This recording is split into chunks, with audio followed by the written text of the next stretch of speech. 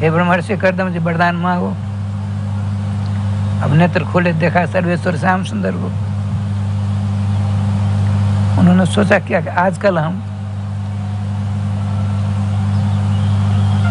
एक लोटा पानी चढ़ाते शंकर भगवान को तो क्या मांगते हैं, हमारे लड़के बच्चे कुटुंब परिवार सब कुशल रहे। एक छोटी सी बात बता देता हूँ, गंगा किनारे की बात।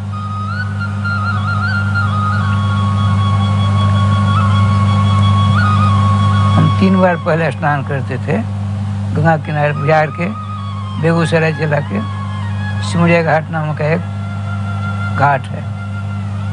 वहाँ लगभग 42 वर्षों तक हम रहे।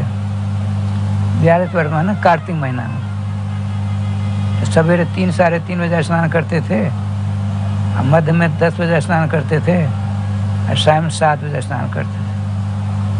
हम चले जाते रेलवे लाइन से पश्चिम राम घाट, करीब 100 किलोमीटर से ज़्यादा। तो 10 बजे की बात है, एक दिन गंगा जी से लोटा में जल लिया, हाथ शुद्ध कर रहा था।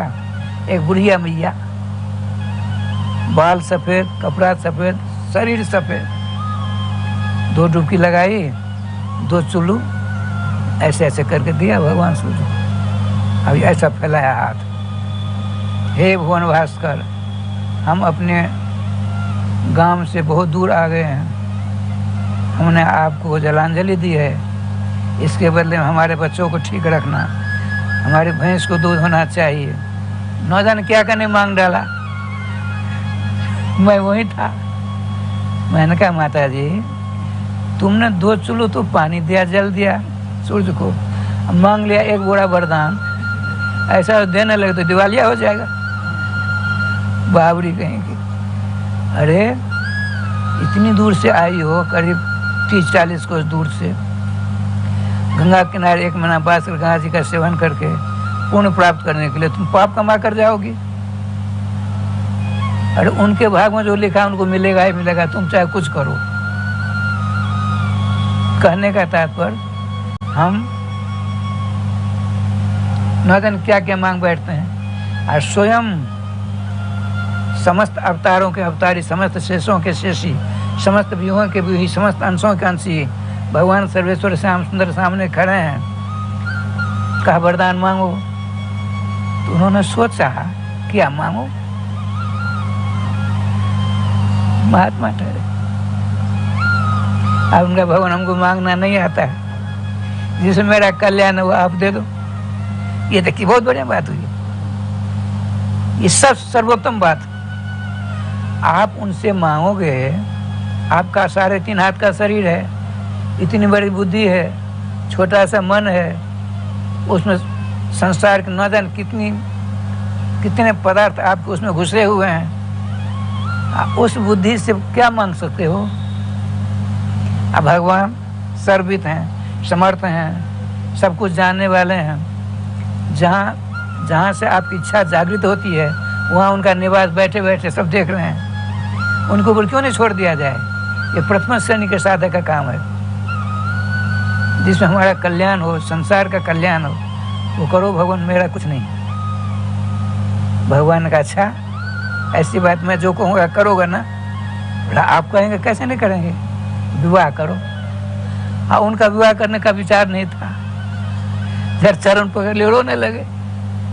तो हमने कौन सा अपराध कर डाला, क्या आपका भजन अपराध है, हमने इतना लंबा भजन किया है, तो उसके फलस्वरूप संसार सागर में हमको, संसार के जाल में हमको डाल कर आप परेशान करना चाहते हैं। तो आपने कहा देखो तुमको मांगना नहीं आया, आपने स्वयं कहा तुमने हमको मांगना नहीं आता है, जिसे मेरा कल्याण हो कर दो, कहा न सो तो मैंने कहा।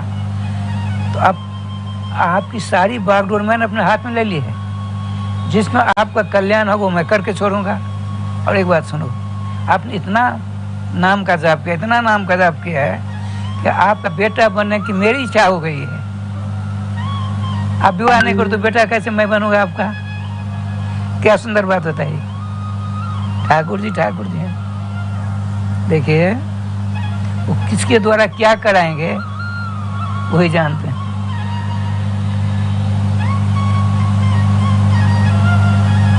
देखो, आप कहीं चक्कर काटने की जरूरत नहीं है। आप गंधमादन पर्वत के नीचे जाइए, कृतमाला गंगा के किनारे भजन करना। आज नहीं, कल नहीं, परसों आएंगे चक्रवर्ती सम्राट श्रीमान स्वयंभू मनु जी अपनी पत्नी के साथ, अपनी बेटी के साथ। तो वैरागपना मत दिखाना, मैं आपको सिखाता हूँ, आप जानते नहीं हो। वो आएंगे, अब ना मत कहना, अपनी बेटी आपको दे देंगे, उसके साथ विवाह हो जाएगा आपका। तो ठीक, बड़े उदास हुए, लेकिन विश्वास इस बात की हुई, चलो सर्वेश्वर श्याम सुंदर ने मेरे कल्याण की बागडोर अपने हाथ में ले ली है। अब मेरा बालक बनेंगे, कल्याण कल्याण हो जाएगा। तो कृतमाला गंगा के नीचे आकर, पहाड़ की चोटी से नीचे आकर छोटी झोपड़ी बनाई, लंगोटी पहने हुए हैं, बड़ी लंबी आयु है, 10,000 वर्षों तपस्या की है। अब श्रीमान स्वयं मनु शत्रुघ्न के साथ अपनी मझली बेटी, जिनका नाम देवहूति था, तीनों जन आते हैं। देखा कुटिया है, वो वहाँ भजन कर रहे हैं। तो हमारे रथ के गड़गड़ाहट से उनको भजन में विघ्न होगा, दूर रथ को छोड़ा, वहाँ से तीनों आते हैं, ये बड़े आनंद से भजन कर रहे हैं। आपने कहा, जगत पितामह ब्रह्मा जी का बालक स्वयं मनु आपके चरणों में कोटि से दंडवत प्रणाम नमस्कार करता है। भगवान की बातें सुनकर उठकर खड़े हुए। और राजन बताओ, आप अपनी प्रजा, वाहन, कोष, खजाने, अप्सराएं, ब्राह्मण, मुनि महात्मा सहित 7 प्रकार के अंग होते हैं राजा के। इन सबों के साथ आप कुशल तो हो। उन्होंने क्या सुंदर बात बताई मनु जी। श्रीमान कर्दम जी ने जो प्रश्न किया, मनु जी ने कहा, जिसके राज्य में आप जैसे भगवत दर्शन प्राप्त भजन परायण विराजमान है, उसके राज्य में किसी प्रकार का अमंगल हो सकता है? हम आपके आशीर्वाद से पूर्णतया ठीक है। तो यहाँ कैसे आए? देखिए यहाँ कैसे आए। तो उन्होंने कहा, महाराज यह मेरी बेटी है, इसका नाम है देवहूति। देखिए मूल में लिखा है, प्रियव्रतोत्तान पदो सोशम दुहिता मम। कुछ लोग ऐसा सोचते हैं, जो लड़की का भाई नहीं होता है तो उसके विवाह मत को, लड़का नहीं होगा। ये तो स्वयं मनु जी महाराज हैं, स्वयंभू मनु। उन्होंने कहा इसके 2 भाई हैं, एक का नाम प्रियव्रत, दूसरे का नाम उत्तानपाद। प्रियव्रत उत्तानपाद और स्वसा माने बहन, उन दोनों की। दुहिता मम मेरी पुत्री है। देखिए दुहिता, व्याकरण में दुहिता कहते हैं बच्ची को, अविवाहिता को। दुहिता शब्द का अर्थ होता है व्याकरण में दुह, परिपूर्ण धातु है। गौ के थनों से दूध निकालते हैं तो निकाला जाता है ना, पूर्ण कैसे हुआ? तो कहते हैं आजीवनम पितरम दोग्धि जासा दुहिता। जीवन पर्यंत अपने माता पिता से जो किसी न किसी प्रकार का दोहन करती है, उसका नाम है दुहिता। ऐसा होता है ठाकुर जी की बात। देखिए शब्द ब्रह्मात्मक, अनर्थक शब्द कोई भी नहीं है। द्विता शब्द तो भगवान इसने देवर्षि नारद जी से दीक्षा प्राप्त करके आपके विषय में सारी बात सुन रखी। इसने अपने भाव को प्रकट किया हमारे सामने, मैं विवाह करूंगी तो भगवान श्री कर्दम जी के साथ, प्रभु इसको स्वीकार करो। तो आपने क्या कहा सो सुनिए। मैंने आपकी इस पुत्री के विषय में सुना है एक बार, राधे राधे, एक बार आपकी पुत्री प्रासाद के छत पर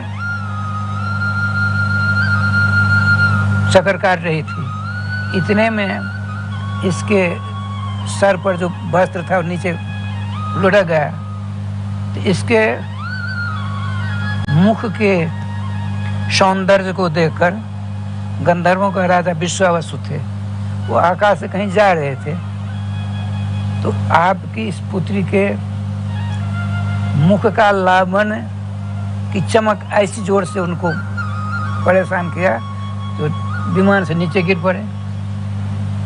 अर्थात इतनी सुंदरी आपकी पुत्री है, तो मैं स्वीकार करता हूँ।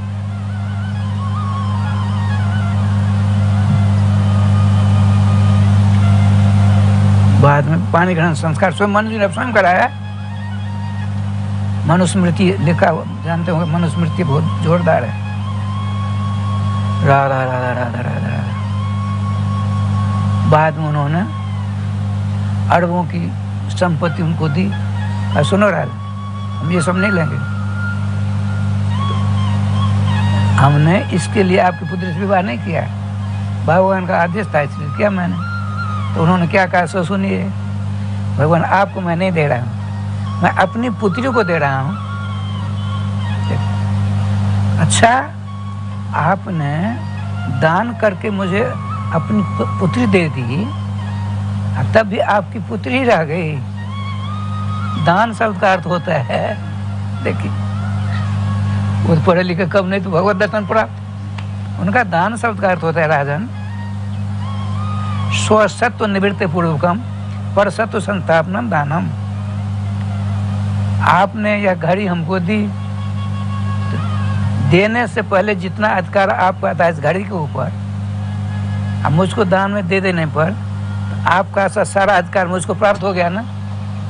अब आप कहोगे मेरी भी रह गई, आपकी भी रह गई, संभव है? तो दान शब्द का अर्थ नहीं घटित हुआ है। दान शब्द का अर्थ होता है स्वस्वत्व निवृत्ति पूर्वकम, अपना अधिकार समाप्त करते हुए अपना सा अधिकार जिसको हम दे रहे हैं उसमें संस्थापित करता है, उस शब्द का नाम है दान।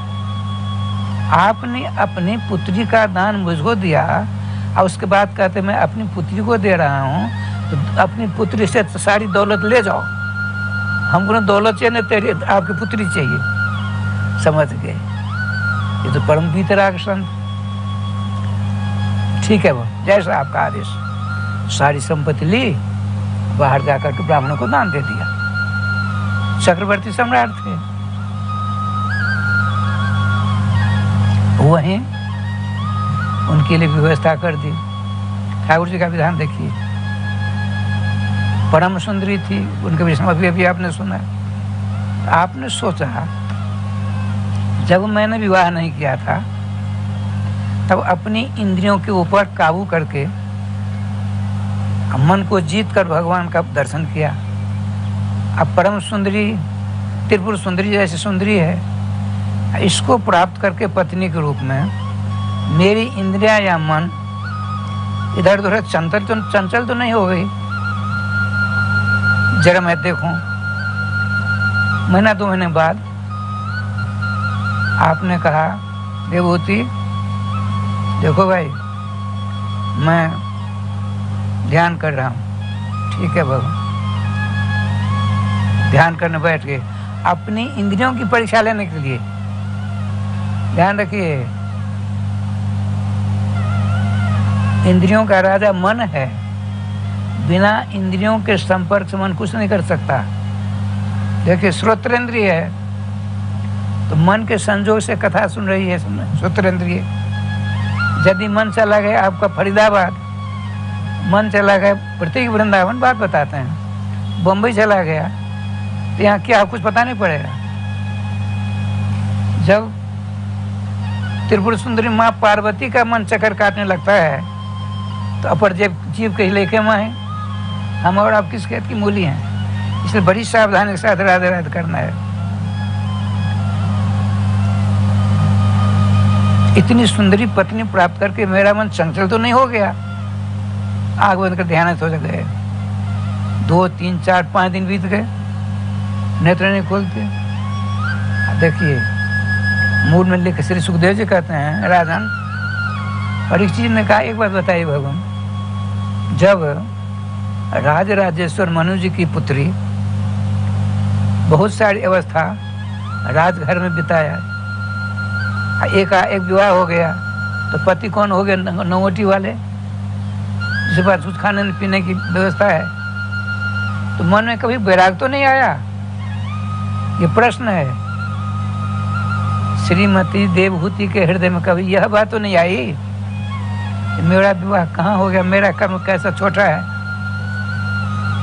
नहीं राजन, नहीं राजन, सुनो सुनो।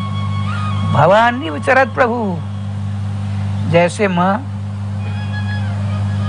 पर्वतराज हिमालय के पुत्री पार्वती जी नंग धरंग भगवान आशुतोष शंकर बाबा की सेवा करते रात्रि दिवा, उसी प्रकार से नंगोटी वाले अपने पति को प्राप्त करके प्रसन्नचित होकर के आड़ने से अपने पति की सेवा में लगी हुई थी। जब आपने देखा मेरे पति ध्यानस्थ हुए हैं, मैं बैठ के क्या करूं? मैं इनके सामने इन्हीं की छवि को अपने हृदय में रखकर मैं भी तपस्या करूं। देखिए क्या विलक्षण बात हो रही, सुनते हो ना? ठाकुर जी की कृपा से आप बैठे हैं पूर्वाभिमुखी होकर के। श्रीमान भगवत दर्शन प्राप्त करदम जी महाराज सामने कुशासन बिछाया, आपकी ओर देख करके अपने पति का ध्यान किया। उनकी शकल अपने हृदय रूपी कमल की कर्णिका के ऊपर विराजमान कर दिया। अपने पति की सौंदर्यामृत का पान कर रही हैं। 100 वर्ष बीत गए, 100 वर्ष। अपने पति का ध्यान, इधर आपका ध्यान टूटा। आपने देखा मेरी पत्नी, इसको तो तपस्या की आदत नहीं, ये दुखी होकर किसी और का तो ध्यान नहीं कर रही है। तो श्रीमान करदम जी ने ध्यान जोग से देखा। देखिए 2 प्रकार की स्वर होता है, एक जुक्त स्वर होता है, एक जुंजान स्वर होता है। जुंजान किसको कहते हैं, जुक्त किसको कहते हैं? जुक्ता सस्वरता भानु। जुक्त स्वर को आंख बंद करने की जरूरत नहीं पड़ती है, ध्यान लगाने की जरूरत नहीं पड़ती है। जो जुंजान होता है उसको नेत्र बंद करना पड़ता है। तब शंकर देखे होकर ध्याना सत्य जो किन चढ़ सब जाना। भगवान शंकर को ध्यान लगाना पड़ता है। तो सती ने क्या किया? तो सीता का रूप धारण कर लिया, तो बाएं तरफ स्थान तक सामने स्थान दिया। और आगे चलिए, उनको बैठने तो आगे बढ़ो।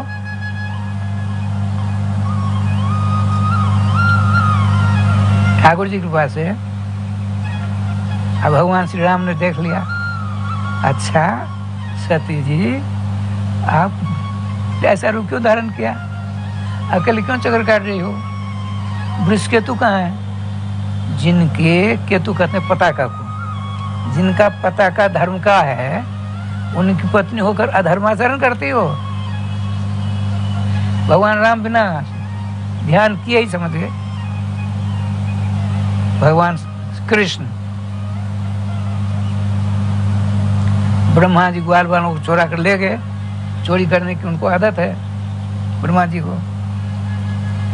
ग्वाल वालों की चोरी की, फिर बछड़ों की चोरी कर ली। 1 वर्ष तक चक्र काटते रहे। भगवान जो आगे बढ़े देखते बछड़े नहीं है, तो उनको ध्यान लगाने की जरूरत नहीं पड़ी। श्रीमान सुखदेव जी सहसा बचा काम हो, तुरंत समझ गए, अरे ब्रह्मा जी मायापति को अपनी माया से परेशान करना चाहते हो, ठीक है, बड़ी लंबी चौड़ी बात। कहने का तात्पर्य भगवत दर्शन प्राप्त करदम जी हैं, इनकी पत्नी इन्हीं का ध्यान कर रही हैं। लेकिन कब ये समझेंगे? तो ध्यानस्थ होकर देखते हैं। आंख बंद की, ध्यान के द्वारा देखा, तो मेरी छवि को अपने हृदय में विराजमान कर उसी के ध्यान में मस्त देख करके नेत्र खोल देते हैं। बड़े प्रसन्न हुए। बहुत प्रसन्न हुई। कहा मनुपुत्री देवहूति जी, मेघ गंभीरमान कानों के द्वारा हृदय में पहुंचती है, नेत्र खुलते हैं, अपने पति के चरणों में नमस्कार किया। कहा बताओ, तुम्हारी तपस्या से बहुत खुश है। देखिए महात्मा जी, तुम्हारी तपस्या से बहुत खुश हैं, वरदान मांगो। भगवान आप तो जानते ही हो, हमको एक संतान चाहिए। अच्छा संतान चाहिए? अरे राम राम, संतान ही सब कुछ तुमको दिखा। अरे कुछ और मांगना चाहिए था, तुमने क्या कर मांग लिया। कोई बात नहीं, देखो जाओ उस सरोवर में स्नान करो। देखिए श्रीमान करदम जी ने सोचा ऐसा दृश्य दिखा दो इसको जो आज तक जीवन में कभी देखा ही नहीं। भगवत दर्शन प्राप्त कुछ कर सकते हैं तो 2-3 महीने के बाद ने ध्यान लगाया था। श्री देवहूति जी ने सब कुछ देख लिया था, नया सरोवर देखा। उस सरोवर पर चारों ओर कल वृक्ष के पेड़ थे, नाना प्रकार पुष्प खिले हुए थे, भ्रमर उसके रस को पान कर रहे थे, मानो करदम जी के जसों का गान कर रहे हैं। निर्मल जल, सभी प्रकार कमल खिले हुए थे, और सीढ़ियों मणियों की सीढ़ियां हैं उसमें, उस सरोवर में मणियों की सीढ़ियां अब क्या क्या धीरे धीरे जाती हैं। इतना पानी इतना पानी इतना पानी इतना पानी, डूब गई देवहूति, डूब गई। अब पानी के अंदर क्या देखा? अलौकिक महल है मणियों का, हजारों दास दासियां अपने आप को सिंहासन बैठा हुआ देखा। उस सब ने आकर कहा भागवत जी में है। सब ने हाथ को जोड़ कहा वयम कर्म करिस्तुभ्यम साधना कर्माम किम। हे महारानी, हम सब के सब आपकी दास दासियां हैं, क्या आदेश होता है? आपने सोचा मैं और मेरे पति हम दो ही थे, ये 1000 कहाँ से आ गए? भगवान के नाम लेते हुए उनमें से क्या हुआ, पहले सुंदर रूप यौवनधारी 4 स्त्रियां आई और उपटन लगाती हैं पूरे शरीर में, उपटन लगा करके स्नान कक्ष में ले जाती हैं, वहाँ खूब अच्छी तरह स्नान कराती हैं। ये पानी में डूब करके महल में इनको हो रहा है, स्वप्न जैसा है कि नहीं? ये भगवान दर्शन, भगवत दर्शन प्राप्त श्री करदम जी का की लीला है। सब स्नान करा करके वस्त्र आभूषण में सुसज्जित कर दिया, श्रृंगार किया, मुकुट धारण करा दिया, और कहा सामने क्या किया, जितना बड़ा शरीर था उतना बड़ा दर्पण लाकर रख दिया। अपने सौंदर्य को देखकर, श्रृंगार आदि को देख करके मन में हुआ मैं कितनी सुंदरी हूँ, मेरा श्रृंगार कैसा अनोखा है, इसका उपभोग कौन करेगा? यदि आज मेरे पति मेरे साथ में रहते, मेरे सौंदर्य का उपभोग को करते। वो देवहूति सोच रही है कहाँ? पानी के अंदर दिव्यलोक में। तो क्या हुआ, भगवान करदम जी पहुंच गए। करदम जी जो थे भगवान के दर्शन करके सब कुछ प्राप्त किया है, पहुंच गए। वो राजकुमार के समान, वो राजकुमार राजकुमारी। आपने कहा ठीक। इतना बड़ा विमान था वो, जिसमें पहाड़ थे, नदी नाले थे, वो सरोवर था, तो आकाश में उड़ा। 100 वर्षों तक चक्कर काटा, 9 बजाए तो 9 बच्चियां हुई, 9 बच्चियां। भगवान से उन्होंने कहा था, भगवान ने जब ये कहा आपने बहुत भजन किया हुआ था, क्या हुआ है, मेरी अभिलाषा हुई आपका बेटा बनूं। जब आप विवाह नहीं करोगे तो आप बेटा कैसे मैं आपका बनूंगा, इसलिए विवाह करो। तो थोड़ी देर बाद आपने कहा एक निवेदन मेरा है, बोलो बेहिचक बोलो। जब बच्चे हो जाएंगे सबको छोड़ छाड़ के मैं बाबाजी बनकर आपका भजन करूंगा। आपने कदम जी ने कहा जो लड़के बच्चे हो जाएंगे हम सब कुछ छोड़ छाड़ करके जंगल जाकर आपको भजन करेंगे, ये हमको आशीर्वाद हो। बोलो तथास्तु। वहाँ कमी तो किसी बात की है नहीं।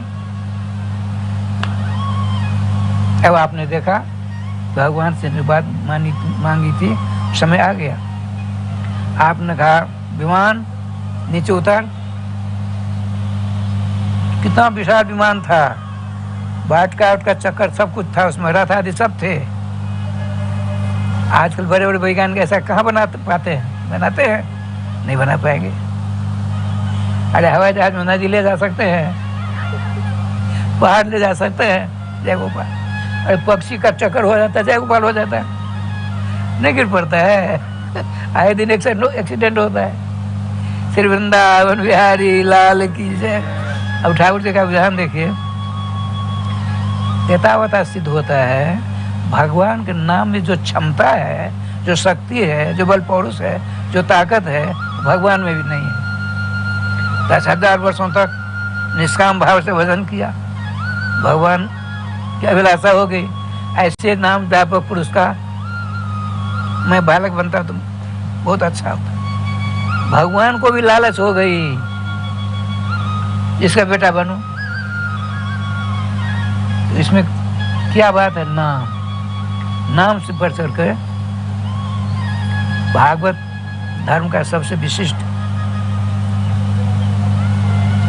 ग्रंथ श्रीमद् भागवत महापुराण है।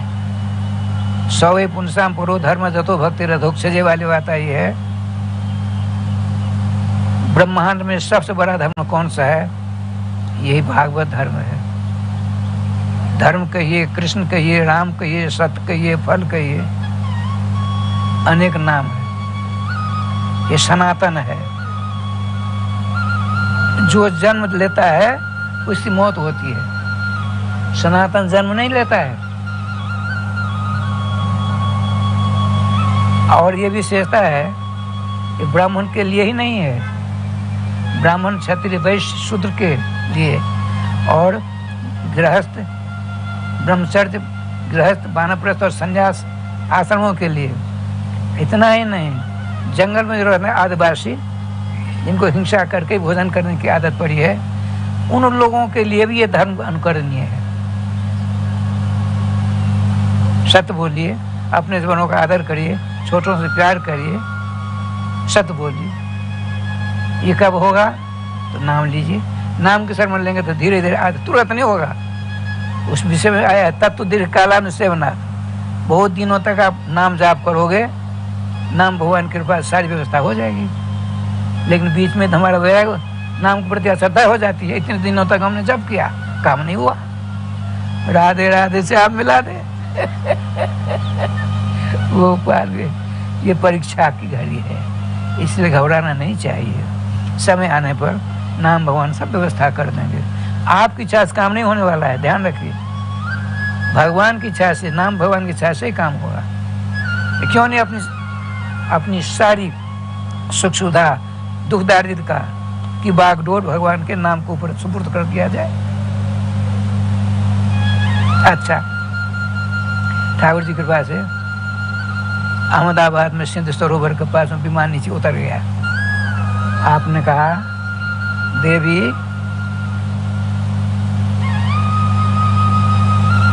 मनुपुत्री देवहूति, अब मैं जाता हूँ भजन करने के लिए।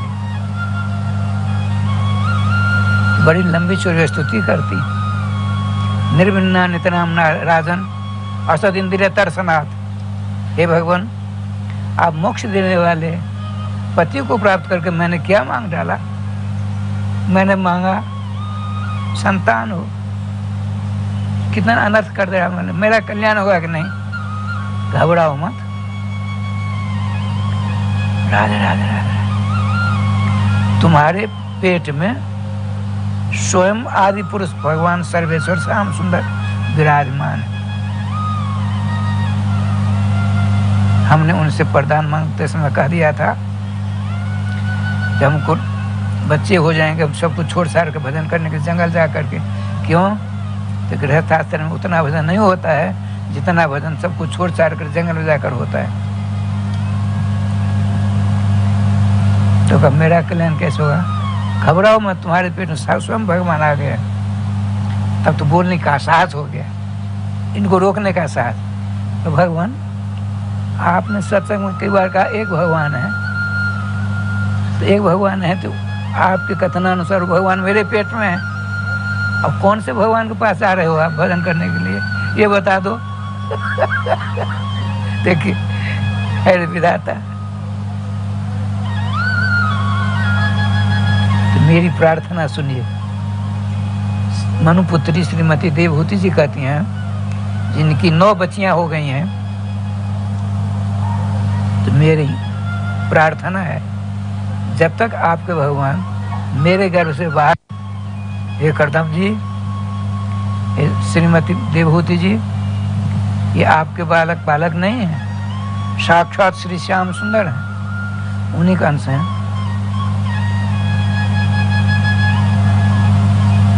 देखिए सांख्य शास्त्र का विस्तार करेंगे। इनका नाम है, मूल नाम कपिल। कम सुखम कृष्ण रसम पायति सर्वेषां कृते जहसा कपिला, जो अपने समस्त चरित्रों के द्वारा श्री कृष्ण रस का पान समस्त शरणागतों का कराएंगे, इसलिए इनका नाम एक कपिल है। सांख्याशास्त्र ये तत्वों का अलग अलग विभाजन करेंगे, इसलिए इनका नाम सांख्य शास्त्र प्रणेता भी माने जाएंगे। इसलिए आप घबराओ नहीं, माता जी आप अपनी समस्त शंकाओं का समाधान अपने बालक से करा लेना। नमस्कार करके चले। अब श्रीमान करदम जी ने 9 बच्चियों का विवाह संस्कार करा दिया। भगवान को दंडवत करके उनकी 4 परिक्रमा की, चले। आपने कहा, ऋषि प्रवर कहाँ जा रहे हो? भजन करने के लिए। किसका भजन करोगे? जिसका भजन करो तो तुम्हारे घर में बेटा बनकर मैं आ गया हूँ। पर भगवान सुन लीजिए, आपसे मैंने कहा था, तो आपके आदेश के अनुसार मैं बाल विवाह करूँगा, लेकिन लड़के बच्चे हो जाएंगे, सब छोड़ छाड़ कर भजन करने बाहर जाऊँगा मैं। आपने कहा था हाँ तो ठीक है, मेरे इस रूप का ध्यान करते रहना, नाम का जाप करना, जो कल्याणी कल्याण। वो चले जाते जंगल में, भजन करते करते भगवत तत्व को प्राप्त हो जाते। करदम जी महाराज कैसा विलक्षण चरित्र रहा। अब देखिए, सीधे देवहूति जी ने देखा हमारे मोक्षप्रद पतिदेव तो चले गए, उन्होंने कहा वरदान मांगो। जब 100 वर्ष तपस्या की पूरी हुई तो आपने मेरा नाम लिया, कहा देवहूति तुम्हारी तपस्या से हम खुश हैं, वरदान मांगो। पति ने कहा था ना, मैं दुर्भाग्नि क्या मांग डाला, संतान मांगी, हमको मांगना चाहिए था मोक्ष। चलो कोई बात नहीं, ब्रह्मा जी आ गए हैं तो साक्षात जिनके चरणों में मोक्ष है, और मोक्ष पाद भगवान कपिल मेरे गर्भ से प्रकट होकर मेरे सामने विराजमान है। आपने क्या किया, एक विलक्षण सिंहासन का की व्यवस्था की। माता जी बड़ा विलक्षण सिंहासन, उस पर अपने बालक को विराजमान कर दिया। और देखिए प्रेम की जब बाढ़ आती है, शास्त्रीय पद्धति से बहमान हो जाते हैं। साष्टांग दंडवत प्रणाम, साष्टांग दंडवत, लठिया के समान गिर करके। शास्त्र ने कहा है माताओं को लठिया के समान नहीं गिरना चाहिए, दोष होता है। कारण माताओं के स्तनों का भार, शंख का भार, ब्राह्मणों का भार, सालग्राम का भार पृथ्वी सहन नहीं कर सकती। एक बार मैं मैनापुर में भागवत जी कथा कर रहा था, वो खचाखच जगह भरी हुई थी। एक बुढ़िया मैया आई, आज भी हमको स्मरण है। बुढ़िया बहुत वृद्धा थी, जो बिस्तर बिछा हुआ था वो तो भरा हुआ था, कहाँ बैठेगी, तो फूस का मकान था, एक उसमें खौर खींच करके, फूस खींच करके नीचे रखकर उस पर बैठ गई। देखिए ब्राह्मणों का भार पृथ्वी नहीं सहन करता। उन दिनों हमको पता नहीं था, धीरे धीरे समझ में बात आई, पुस्तकों में पढ़ा, तो प्रेमाधिक प्रेम की बाढ़ आने पर शास्त्र की मर्यादा स्वयं बाधित हो जाती है। वो कहते हैं ना, ये हमारे वृंदावन में भागलपुर के थे, ये रहने लगे थे, उनका नाम बिंदु जी, मोहन मोहिनी नाम की पुस्तक बनाई। हमने उनके दर्शन किए, करीब 65-70 वर्ष उनका शरीर पूरा हो गया। प्रबल प्रेम के पाले पड़कर प्रभु का नियम बदलते देखा। ठाकुर जी का विधान, माता जी को साष्टांग दंडवत नहीं करनी चाहिए थी, उन्होंने प्रेम के अधीन होकर के पढ़ी लिखी विदुषी होने के बावजूद भी शास्त्र मर्यादा बहमान हो गई, उठकर खड़ी हो जाती, नमस्कार प्रणाम करती हैं। आपने कहा निर्विन्ना नितराम भूमन असत इंद्रिय दर्शनाथ, हे भूमा पुरुष, आप ही सर्वश्रेष्ठ पुरुष हो। आप सुख दुख से परे, हानि लाभ से परे, जीवन मरण से परे, संसार से परे, अनंत ब्रह्मांड से परे हो आप। इसे लोग विद्वान साधु संत महात्मा आपको भूमा कहते हैं। भूमा माने सुख स्वरूप, सच्चिदानंद रूपाया विश्वोत्पत्त्यादि हेतवे तापत्रय विनाशाय श्री कृष्णाय वयं नमः। कहने का तात्पर्य, जो आनंद सिंधु सुखराशि श्री करते तरेलुक सुपासी, जो आनंद के समुद्र हैं भगवान श्याम सुंदर, इसलिए कहा गया आनंदमय अभ्यासात। कहने का तात्पर्य, आप साक्षात आनंद स्वरूप हो। भगवान, आपके पिता ने हमसे कहा वरदान मांगो, मैंने इंद्रियों की गुलामी करती करती क्या वरदान मांग डाला, हमको संतान से ही। प्रभु वो तो चले गए, सब कुछ दे सकते थे, मेरा कल्याण कैसे हो? तो आप क्या पूछना चाहती हो? तो एक बात बताइए, मूर्खों में विवाद होता है, जो मूर्ख होता है उसमें विवाद होता है, जो विद्वान होता है उसमें विवाद नहीं होता है। लेकिन मैंने सुना है, एक विद्वान कहता है एक ही तत्व है ब्रह्मांड में, एक कहता ना एक से कैसे काम चलेगा, दो तत्व हैं, एक कहता दो से नहीं तीन तत्व हैं। भगवान एक बात बताइए, विद्वानों में इस प्रकार से, जय श्री राम,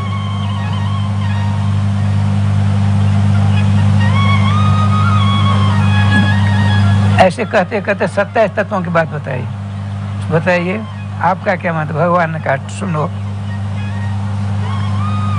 इस समय बहुत ज्यादा लगेगा, कल कहूँगा, 2 बार नाम ले लीजिए, जय श्री राधे, जय जय श्री राधे, श्याम नाम महाराज की जय। ये कुछ कहेंगे सो सुनिए। श्री वृंदावन बिहारी लाल की जय, श्री सद्गुरुदेव भगवान की जय।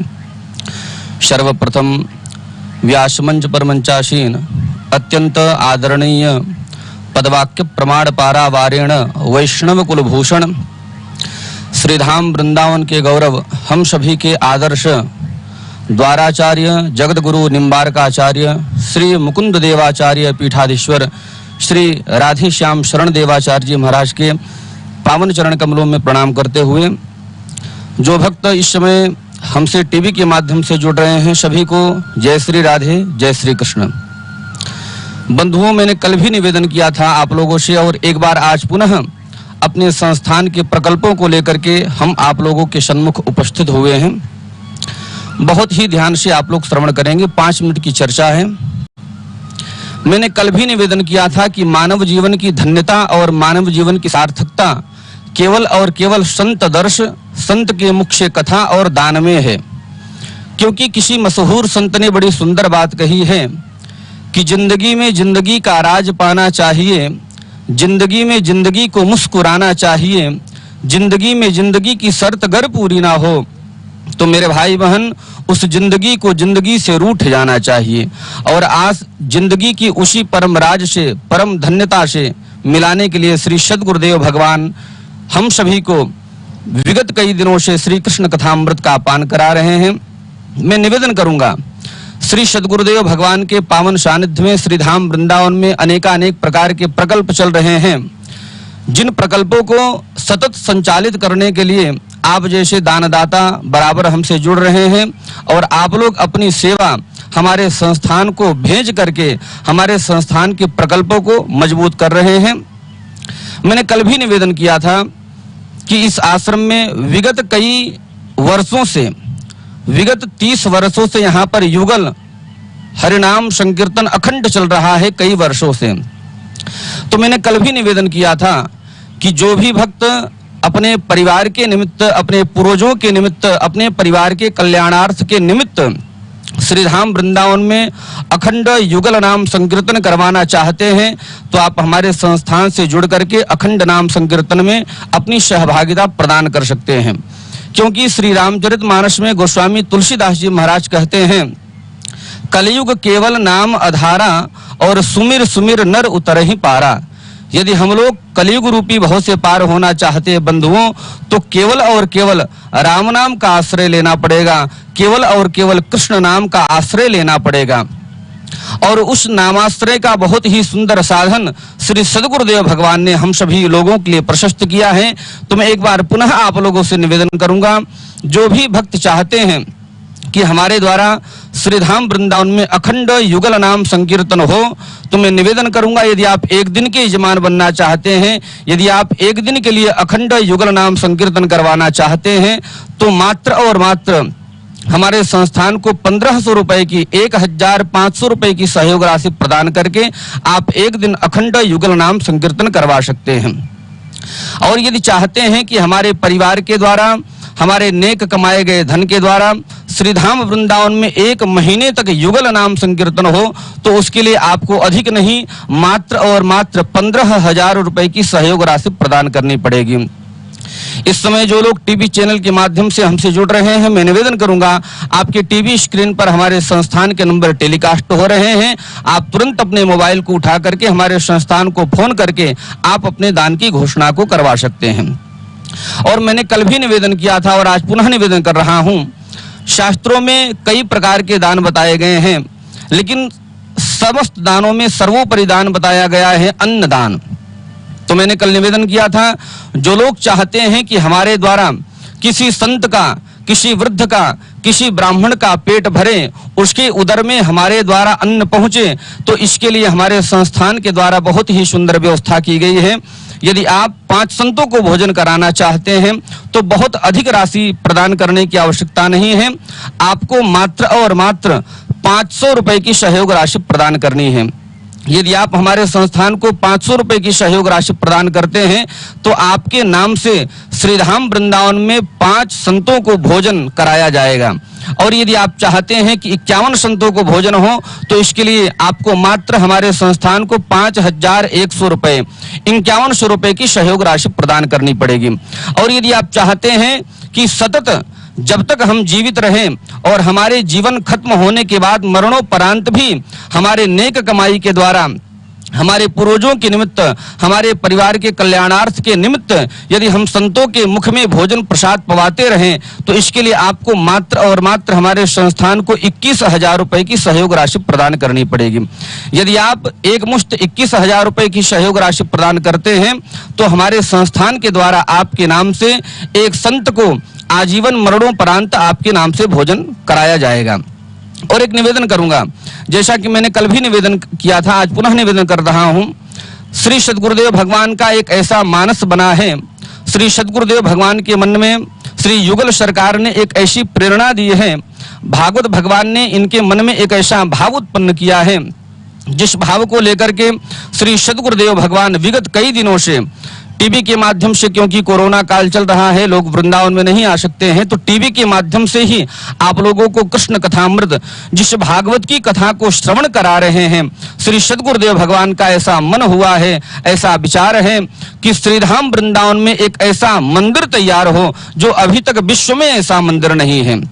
आप लोगों ने अनेकानेक प्रकार के देवी देवताओं के दर्शन तो बहुत किए होंगे मंदिरों में, लेकिन अभी तक का जो सद्गुरुदेव भगवान ने संकल्प लिया है कि श्रीधाम वृंदावन में एक ऐसा मंदिर हो जिसमें जो भगवान श्री कृष्ण का वांग्मय स्वरूप है, जिसको हम लोग श्रीमद् भागवत महापुराण के नाम से जानते हैं, जिसमें 18,000 श्लोक हैं, एक ऐसा मंदिर निर्माण हो जिसमें भागवत के संपूर्ण 18,000 श्लोक शिलालेख किए जाएं, दीवालों में लिखे जाएं। तो श्री सद्गुरुदेव भगवान का ऐसा सपना है। मैं निवेदन करूंगा, श्री सद्गुरुदेव भगवान का सपना तभी साकार होगा जब आप जैसे दानदाता श्री सद्गुरुदेव भगवान के कंधे को मजबूत करेंगे। तो मैं निवेदन करूंगा, यह जो मंदिर निर्माण होने जा रहा है, यदि इस मंदिर में आप लोग अपनी सहभागिता प्रदान करना चाहते हैं, अपने पितरों के निमित्त, अपने परिवार के कल्याण के निमित्त यदि आप लोग इस मंदिर से जोड़ना चाहते हैं, तो बहुत अधिक राशि नहीं रखी गई है। इसमें एक ईंट की सेवा मात्र और मात्र 501 रुपए की रखी गई है। यदि आप ऐसा करते हैं तो आपके टीवी स्क्रीन पर हमारे संस्थान के नंबर टेलीकास्ट हो रहे हैं, आप उन नंबरों में संपर्क करके अपने दान की घोषणा को करवा सकते हैं। मैं एक बार पुनः निवेदन करूंगा, एक दिन अखंड युगल नाम संकीर्तन की सेवा है मात्र 1500 रुपए, एक महीने की सेवा है 15,000 रुपए, 5 संतों के भोजन की सेवा है 500 रुपए और 51 संतों के भोजन की सेवा है 5100 रुपए। और यदि आप आजीवन मरणोपरांत एक संत को भोजन कराना चाहते हैं तो मात्र और मात्र 21,000 रुपए की राशि है। और आप भागवत मंदिर के निमित्त यदि आप एक ईंट भी प्रदान करना चाहते हैं तो उसके लिए आपको 500 रुपए की सहयोग राशि प्रदान करनी है। तो मैं निवेदन करूंगा, अधिक विलंब न करते हुए आपके टीवी स्क्रीन पर नंबर टेलीकास्ट हो रहे हैं, आप यथाशीघ्र आप उन नंबरों पर संपर्क करके अपने दाता की घोषणा करवा सकते हैं। और अब हमारे पास में जिन दानदाताओं ने हमको अपना सहयोग प्रदान किया है, मैं एक बार उनका नाम बड़े भाव श्रद्धा के साथ में अनाउंस करूंगा। 500 रुपए हमारे मध्य गुप्त दान आया है, आपका बहुत बहुत धन्यवाद, बहुत बहुत आभार है। 1500 रुपए की सहयोग राशि प्रदान करते हैं संजीन कुमार जी, जो कि दिल्ली के निवासी हैं, एक दिन के संकीर्तन के यजमान बन रहे हैं, आपका बहुत बहुत धन्यवाद, बहुत बहुत आभार। युगल सरकार आपके ऊपर कृपा बना करके रखें। 1500 रुपए की सहयोग राशि मोहित शर्मा जी दिल्ली निवासी हैं, ये भी संकीर्तन के लिए प्रदान करते हैं, आपका भी बहुत बहुत धन्यवाद, बहुत बहुत आभार। 1100 रुपए अनिल मिश्रा जी बिहार से जुड़ रहे हैं, संतों के भोजन प्रसादी के लिए इन्होंने प्रदान किया है, आपका भी बहुत बहुत धन्यवाद है। 1100 रुपए सत्येंद्र कुमार जी, जो कि आगरा के निवासी हैं, इन्होंने भागवत मंदिर के लिए इन्होंने 2 ईंट प्रदान किया है। निवेदन करूंगा एक बार इनके लिए जोरदार तालियों से स्वागत करेंगे। 1100 रुपए की सहयोग राशि प्रदान करते हैं श्रीमान राजीव अग्रवाल जी, जो कि जम्मू के निवासी हैं, इन्होंने भी भागवत मंदिर के लिए अपना सहयोग प्रदान किया है, आपका भी बहुत बहुत धन्यवाद है। 500 रुपए सुनीता कुमारी जी, जो कि इंदौर की निवासी हैं, इन्होंने भी भागवत मंदिर के लिए अपना 1 ईंट प्रदान किया है, आपका भी बहुत बहुत धन्यवाद है। 500 रुपए सुमन देवी जी पटना की निवासी हैं, इन्होंने भी भागवत मंदिर के लिए अपना सहयोग प्रदान किया है। और 2100 रुपए श्रीमान कुणाल गुप्ता जी, जो कि जयपुर राजस्थान की निवासी हैं, इन्होंने भागवत मंदिर के लिए 4 ईंट को प्रदान किया है, जिसकी कीमत 2100 रुपए है। मैं निवेदन करूंगा एक बार समस्त दानदाताओं के लिए जोरदार तालियों से स्वागत करेंगे। और जो लोग टीवी चैनल के माध्यम से इस समय हमसे जुड़ रहे हैं, निवेदन करूंगा आप भी यथाशीघ्र अपने फोन को उठाएं और ठाकुर श्री बांके बिहारी ने आपको जिस योग्य बनाया है, आप भी अपने दान की घोषणा करा सकते हैं, ताकि कल की कथा में हम आपके नाम को अनाउंस कर सकें। तो एक बार मैं पुनः निवेदन करूंगा, जो भी भक्त श्री सद्गुरुदेव भगवान के संकल्प को साकार करना चाहते हैं अथवा हमारे संस्थान को मजबूत करना चाहते हैं, तो आपके टीवी स्क्रीन पर हमारे संस्थान के नंबर टेलीकास्ट हो रहे हैं, आप उन नंबरों पर संपर्क करके अपने दान की घोषणा करा सकते हैं। श्री वृंदावन बिहारी लाल की जय। श्री वृंदावन बिहारी लाल की जय। श्री